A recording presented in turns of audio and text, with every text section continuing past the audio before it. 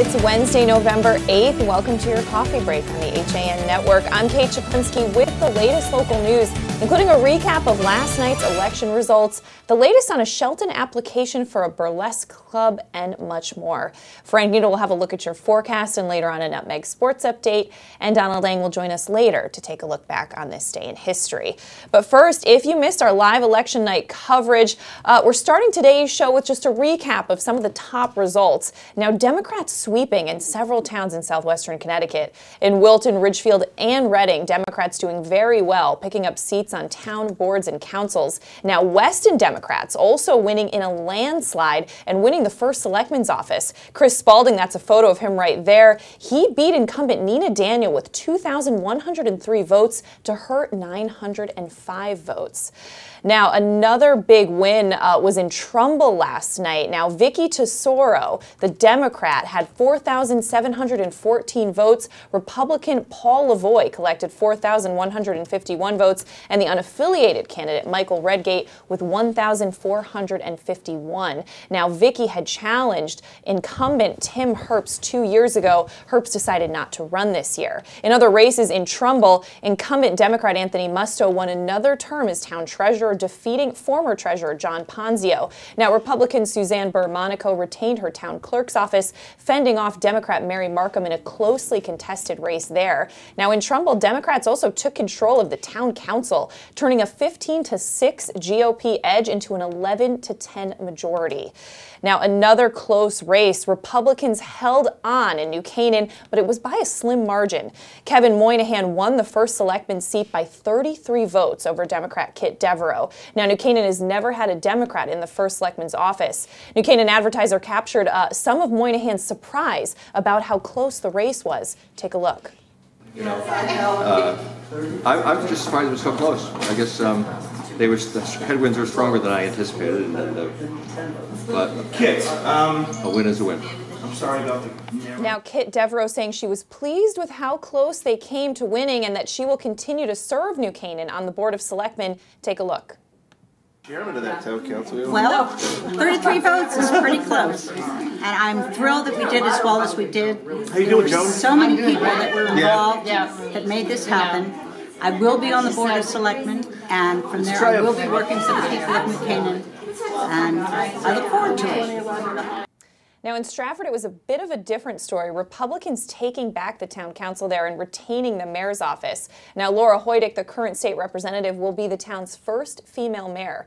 Hoydick, the Republican candidate, was the biggest winner on Election Day 2017 in Stratford, coming out as the winner to become Stratford's next mayor. She defeated Democrat Stephanie Phillips and petitioning candidate Sandra Zalick. Hoydick received 5,738 votes. Phillips took 5,126, and Zalick had 688 votes. Republicans also retaining control in Darien, where the incumbent Jamie Stevenson won a fourth term. And finally, before we went off air last night, Milford City Clerk race was unsettled and close. Well, Republican Joanne Roerig held onto her seat against Kim Rose. Now, you can get full numbers and results at all of your HAN Network news sites, so for more information, go there. We'll also be talking more about it later on CT Pulse at 12:30. Well, in other news, a man who fled cross-country after a robbery spree that included 4 stops in Greenwich pleaded guilty on Tuesday to federal charges. 35-year-old David Byers of Solana Beach, California, pleaded guilty to federal robbery charges before U.S. District Judge Michael P. Shea in Hartford. Now, authorities say that on April 24th, Byers robbed a Citgo station in Greenwich of $223, wearing a bandana over his face and displaying what appeared to be a handgun. Then on April 25th, again wearing a bandana over his face, he robbed a Chase Bank branch in Greenwich of $8,722. The next day, Byers returned to the Chase Bank branch in Greenwich and robbed it of another $3,000. On April 28th, Greenwich police saw Byers driving a vehicle and attempted to apprehend him, but he drove away at a high rate of speed, subsequently abandoning the vehicle on I-95 and evading police on foot. He then stole another car in Port Chester, New York, placed a stolen license plate on that vehicle, and proceeded to drive drive to California. Now, Pennsylvania State Police attempted to apprehend buyers in their state by deploying a tire deflation device, but he was able to abandon that vehicle and flee again on foot. He then stole a pickup truck that had keys in it. At a rest stop, he stole a Maryland license plate, put that on the truck, and continued driving west. Well, on May 1st, buyers engaged the Arizona State Police in a high-speed chase before abandoning that vehicle and fleeing on foot. Byers was finally arrested in San Diego on May 2nd. And in other news, 2 Bridgeport men and a boy are facing home invasion and robbery charges after being accused of forcing their way into a Stratford Avenue home. Stratford police arrested 18-year-old Devane Torres and 25-year-old Sean Hunter on November 2nd. Police said Torres, Hunter, and a juvenile male forced their way into the Stratford Avenue residence and robbed 2 of its occupants. The 3 fled the scene but were stopped by officers a short distance away. Police said the 3 suspects were found in possession of items reported stolen, including credit cards, cash, and a cell phone. No injuries were reported. Now, Hunter and Torres were each charged with first-degree robbery, home invasion, and interfering with an officer. Both are scheduled to appear in court November 9th. Now, the juvenile was also charged with first-degree robbery and home invasion. And a Westport man will serve 4 years in prison after pleading guilty to embezzling nearly $1 million from his employer. 54-year-old Claude Carahan of Westport was sentenced Tuesday by U.S. District Judge Stephen Underhill in Bridgeport to 48 months of imprisonment, followed by 3 years of supervised release. Now, during a 6-year period from 2008 to 2014, Carnahan stole $984,000 from Nations Roof LLC, for whom he served as regional controller. He was ordered to pay full restitution as part of the deal that saw him plead guilty to 1 count of mail fraud on May 15th. Now, authorities said that Carnahan embezzled from the company by issuing company checks made payable to a credit card account. We are going to switch gears quickly, though. We have more local news coming up, but I'm going to throw it over to Frank Granito for a look at the forecast. All right, thank you, Kate. And we're starting to see the sun work its way back out now after that miserable day around the county yesterday. Decreasing clouds are expected through the rest of the afternoon. Chillier temperatures today sitting around 50 degrees. We'll see wind gusts in the mid-teens, maybe reaching upwards of 20 miles per hour. Cool again overnight, temperatures in the low 30s, mostly clear skies before Thursday morning. A mix of sun and clouds tomorrow, temperatures again in the low to mid 50s. Little breezier out again. We're looking at wind gusts around 20 miles per hour. Partly cloudy skies tomorrow night, temperatures in the low 30s. We could see a shower or 2 before Friday. Friday, going to be the coldest day we have seen yet this fall season. Temperatures in the mid-30s with wind gusts, Kate. It's going to feel more like 25 degrees. Going to be very cold overnight. Clear skies and temperatures falling all the way down into the teens. So forget that warm weather. You better start breaking out the winter coats. Okay. That's going to do it for this weather update. Back over to you. All right, I have to get out my winter clothes now. All right, well, we're going to step out for a break. When we come back, Donald Eng joins us to take a look back on this day in history. Frank will have your Nutmeg Sports Update, and we have more local news after this. We know it's your busy season, and that's why Walter Stewart's Market is here to make things easy by offering the best of autumn under one roof. Walter Stewart's Market is your local one-stop fall shop. There are so many seasonal flavors to savor, and Stewart's has them all, from Blue Jay Orchard's local cider donuts to Vermont Farmstead cheddar and all of your favorite varieties of local apples and pears. Walter Stewart's Market, 229 Elm Street, New Canaan, and find us at stewartsmarket.com. Want a new experience in car buying? No aggravation, no confrontation, just answers to all your questions. Scap Chrysler Jeep Dodge Ram, car buying the way you want it to be. With one of the largest selections of new 2- and 4-door Jeep Wranglers available, we are Connecticut's Wrangler headquarters. Located in Fairfield, Connecticut, we're easy to get to. Just 2.5 miles off the Merritt Parkway, exit 44 via Route 58 South. Scap Chrysler Jeep Dodge Ram. Come experience for yourself. Car buying the way you want it to be. At Black Horse Garage, we fulfill all your sports car needs. We specialize in manufacturer-recommended service and aftermarket high-performance parts and installation. We have one of the nation's top storage facilities and offer a high-end collision department that understands your need for detail. Visit blackhorsegarage.com for more. The Kitchen Center offers quality cabinetry and affordable pricing. Visit our showroom for a free consultation with our professional design staff. For all your other home improvement needs, visit Northeast Building Supply, our full-service lumberyard and window showroom. The Kitchen Center, a division of Northeast Building Supply, 1470 Barnum Avenue, Bridgeport. Dr. Stephen Molinaro and Peter Healy of Family Practice Dentistry and Laser Dental Care have served Ridgefield for over 22 years. Experienced staff offer gentle drillless techniques, preventative care, and cosmetic procedures in a relaxed environment. Grateful for the community's trust and support through the years, new patients and their families are welcome. Call today. At Galt, we always put you first. As your full-service home heating partner, we provide expert delivery, installation, and maintenance for all your heating needs with knowledgeable, friendly professionals that give you peace of mind 24/7. Galt Family Companies, you first since 1863. At Galt, Welcome back to this November 8th edition of your Coffee Break on the HAN Network. I'm Kate Czaplinski, and it's time to take a look back on this day in history with Donald Eng. Now, Don, you'll be joining us on CT Pulse later to talk politics, but right now it's all about history. Yes, that was yesterday's history. Yes. So tell us about today. Well, we have a couple of long-term situations that played out on television. First, there we go. To 1793, the Louvre Museum in Paris opens for the first time. That is the former Louvre Palace, a fortress that dates back to the 12th century. Currently, the Louvre holds 38,000 pieces of art dating from prehistory to the modern age.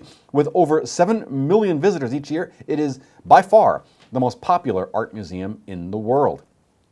1895, while experimenting with electricity, William Röntgen discovers the X-ray, as he found out that he could see the bones of his hand through a screen. His wife, looking at an X-ray of herself, is said to have exclaimed, "I am seeing my own death." That might have been a bit of foreshadowing. What Röntgen failed to discover was the dangers of X-rays, which can save lives, but also do things like cause cancer. He and his wife both died of carcinomas, by the way. X-rays for a while were widely used in things like children's shoe stores before their potentially deadly side effects were more thoroughly known. 1979, the television program Iran Crisis America Held Hostage premieres on ABC TV. The show was planned to be temporary, but it evolved into Nightline by March of 1980. The hostage crisis would last until January of 1981. Nightline, by the way, continues to air on ABC in the 12:37 a.m. to 1:07 a.m. time slot. Finally, now we go to the year 2000 for this. Of Florida back to the too close to call column. 25 very big electoral votes in the home state of the governor's brother, Jeb Bush, are hanging in the balance. This no longer is a victory for Vice President Gore. George Bush, governor of Texas, will become the 43rd president of the United States at 18 minutes past 2 o'clock Eastern Time. CNN declares that George Walker Bush. So if you're keeping track, it was Gore wins, too close to call, Bush wins, too close to call. And on this day in 2000, the state of Florida begins its official recount after results showed G.W. Bush winning the state by 537 votes, that is 0.009%. For 5 weeks, Democrats and Republicans battled in state courts and election houses before Bush ultimately prevailed when the Supreme Court stopped a statewide hand recount. Unofficial hand recounts after the fact have been inconclusive, with results differing depending on the standards you apply. Ironically, if you were to count using the standard that Gore himself wanted, Bush wins. That is your look back in history for today, November 8th, and I'm Don Ling. All right, thanks so much, Don. Well, in other local news, no injuries were reported in a Milford fire Tuesday evening at a New Haven Avenue apartment complex, but parts of the building suffered fire and water damage. Now, Milford Fire Dispatch received multiple 911 calls at 7:22 p.m. reporting heavy smoke on the second floor of an apartment complex at 1060 New Haven Avenue. Now, Milford firefighters arrived in 3 minutes and found that complex with fire venting out of the second floor window, according to Battalion Chief Anthony Fabrizi. He said the flames were at risk of extending into the apartment above the addition to the attic space. Now, firefighters deployed a hose line and made an aggressive interior attack, bringing that blaze under control quickly. The fire was confined to the second floor apartment, although smoke and water damage affected other units. An occupant of the unit that burned managed to escape safely prior to firefighters' arrival. No injuries were reported, and the Milford Red Cross was on the scene to help displaced residents. And in Shelton, rumors of a burlesque-themed cafe coming to 303 Old Bridgeport Avenue were short-lived as the city's planning and zoning administrator denied the application even before it had a chance to appear before the commission at its November 14th meeting. P&Z Administrator Rick Schultz issued a letter to Hush It Up LLC owner Randy England on Tuesday afternoon, notifying her that her application as presented had been denied due to conflicts with her proposed usage of the property as a speakeasy. Now, the would-be Shelton business gained attention of residents when a person who England claims is a rogue ex-partner posted to a Hush Shelton Facebook page that described the cafe as a place that featured adult entertainment. Now, the person managing Hush's Facebook page stated that the establishment would in no way, shape, or form be a strip club, but in a private message with candidate for 3rd Ward Alderman Pat Giannetti indicated otherwise. Giannetti posted screenshots of their conversation to Facebook in a private group called Shelton CT Moms. Now, in that conversation, the person managing that Hush Facebook page said the business would feature a room for topless lap dances. The person operating Hush's Facebook page went on to say that the women working in that establishment would never be 100% nude. Now, there is a lot more on that story at sheltonherald.com. And in Ridgefield, a second public hearing for the proposed 2-bedroom bed and breakfast on Circle Drive will take place tonight, Wednesday, November 8th at 7:30 in the lower level conference room in the Town Hall Annex. Now, the application, which was submitted by Tom and Kathy Savaca this summer, has drawn concern from the couple's neighbors on Circle Drive and Hobby Drive. The neighbors believe the Savaca's side business would bring an increase in traffic and an influx of strangers and would devalue the surrounding homes. Now, the hearing opened on Tuesday, October 17th. Attorney Peter Olson, who represented Rob and Claudia Pacifico of Hobby Drive at the hearing, argued that there would be functionally no difference between the Savaca's bed and breakfast and a hotel, since both businesses advertise their services online. Now, Rob Pacifico started a neighborhood group in response to the Savaca's proposal, dubbed the Circle Drive Neighbors Alliance. More on that story at theridgefieldpress.com. And in other news, nearly 71% of Connecticut residents support legalizing and taxing marijuana. That according to a new poll by Sacred Heart University and Great Blue Research. Now, the poll, which was conducted October 3rd through the 12th, surveyed 1,000 residents from around the state. The margin for error was plus or minus 3%. Well, the level of support marks an increase since the last poll in 2015, which showed 63% approval for making marijuana legal for adults. As an alternative source of tax revenue, more than 2 out of 3 residents either strongly support or somewhat support legalizing and taxing marijuana, while 55.6% of residents support instituting tolls on Connecticut's highways. And registration is now open for the Penguin Plunge to benefit Special Olympics Connecticut at soct.org. Now, participants jump into chilly waters of a lake or ocean and earn incentive prizes by raising money online to support Special Olympics year-round sports, health, and fitness programs for people of all abilities. Now, Special Olympics Connecticut will host 5 different Penguin Plunge events during its anniversary year in 2018, including the Westport event at Campo Beach on Saturday, April 7th. Now, some event highlights include music, refreshments, a lot more. You can get more information on that at any of our HAN Network news sites. But we're going to throw it back over to Frank Granito now for your Nutmeg Sports Update. Frank. Thank you, Kate. As we had the Girls Soccer Championships get underway yesterday, Class LL featuring 6 FCX schools in action. Let's start with an FCX versus FCX matchup. Number 8, Darien, a 2-0 win versus number 25, Danbury. Blue Wave will play tomorrow afternoon now. They host number 9, Shelton. The HAN Network will be live at Darien covering that game.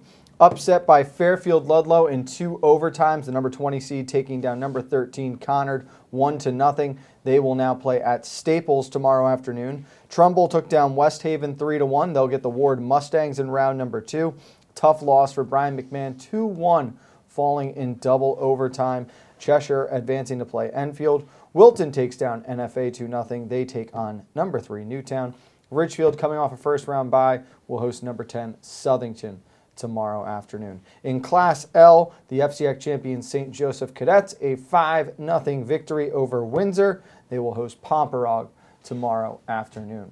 We'll have a full breakdown of these games later on this afternoon on Nutmeg Sports. We've also got all FCX teams for field hockey, girls soccer, girls volleyball. Kevin Coleman and I will break down our thoughts on those for you later on. For now, though, we go back over to Kate Czaplinski. All right, thanks so much, Frank. We're going to step out for a break. When we come back, recap some of the top stories we're following today after this.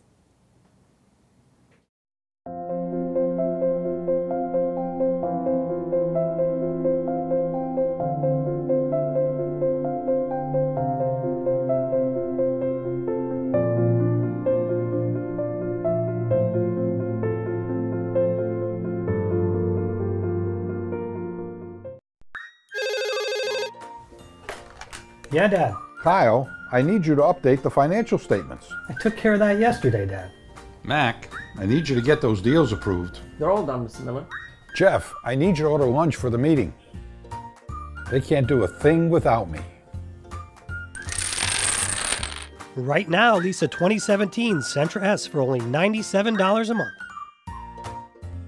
I'm never going to retire. Bankwell combines the best personalized service with high-tech banking features for our customers' convenience. We pride ourselves on being a strong community partner. You don't settle for average in anything else you do. Why settle for an average bank? Don't just bank when you can bank well instead. Visit mybankwell.com for more. Manfredi New Canaan is celebrating 3 exceptional years selling Rolex watches and fine jewelry to the Fairfield County community.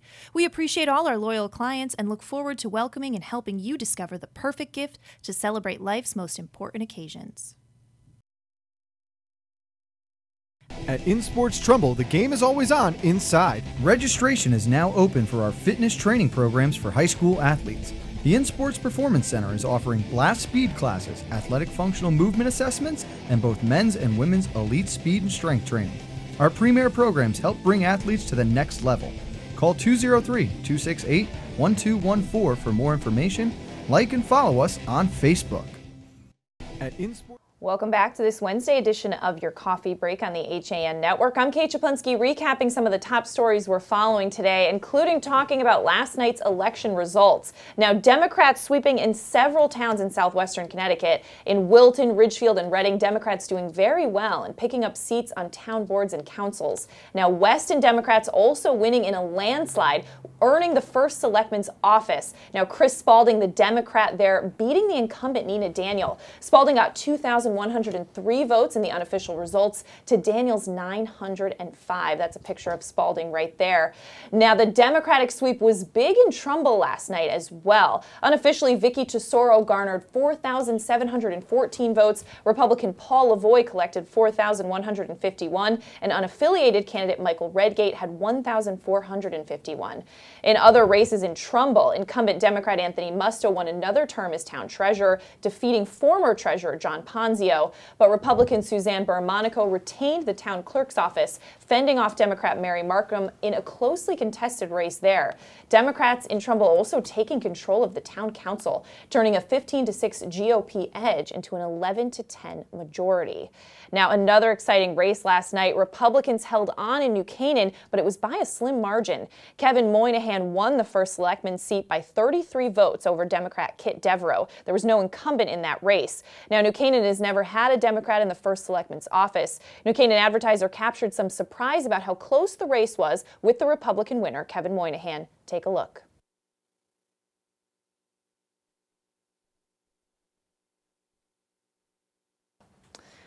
Little technical glitch there, but Kit Devereaux also spoke to the New Canaan Advertiser, saying she was pleased with how close the race was, and she'll continue to serve New Canaan on the Board of Selectmen. More on that at CT Pulse. Well, in Stratford, Republicans took back the town council and retained the mayor's office. Laura Hoydick, current state representative, will be the town's first female mayor. Hoydick, the Republican candidate, coming out as the winner. Hoydick defeated Democrat Stephanie Phillips and petitioning candidate Sandra Zalick. Hoydick received 5,738 votes. Phillips took 5,126, while Zalick finished with 688 votes. Now, Republicans are also retaining control in Darien, where incumbent Jamie Stevenson handily won a 4th term. Now, finally, before we went off air last night, Milford City Clerk's race was unsettled and close, but we can now tell you Republican Joanne Roehrig held on to her seat against Kim Rose. All right, and in other news, a man who fled cross-country after a robbery spree that included 4 stops in Greenwich pleaded guilty on Tuesday to federal charges. 35-year-old David Byers of Solana Beach, California, pleaded guilty to a federal robbery charge before U.S. District Judge Michael Shea in Hartford. Authorities say that on April 24th, Byers robbed a Citgo station in Greenwich of $223, wearing a bandana over his face and displaying what appeared to be a handgun. Well, then on April 25th, again wearing that bandana, he robbed a Chase Bank branch in Greenwich of over $8,000. The next day, Byers returned to that bank branch in Greenwich and robbed it of over $3,000. On April 28th, Greenwich police saw Byers driving a vehicle and attempted to stop him, but he drove away at a high rate of speed, then abandoned that vehicle on I-95 and ran away. He then stole another vehicle in Port Chester, New York, placed a stolen license plate on that vehicle, and proceeded to drive to California. Well, Pennsylvania State Police attempted to apprehend Byers in that state by deploying a tire deflation device, but Byers was again able to abandon that vehicle and run away. He then stole a pickup truck that had keys in it, and an arrest stop stole a Maryland license plate, putting that on the truck, and continued driving west. Well, on May 1st, Byers engaged Arizona State Police in a high-speed chase before again abandoning the vehicle and fleeing on foot. Byers was finally arrested on May 2nd in San Diego. And 2 Bridgeport men and a juvenile are facing home invasion charges and robbery charges after being accused of forcing their way into a Stratford Avenue home. Stratford police arrested DeVere Torres, 18, and Sean Hunter, 25, on November 2nd. Police said Torres, Hunter, and a juvenile male forced their way into the Stratford Avenue residence and robbed 2 of its occupants. The 3 fled the scene but were stopped by officers a short distance away. Police said the 3 suspects were found in possession of items reported stolen, including credit cards, cash, and a cell phone. No injuries were reported.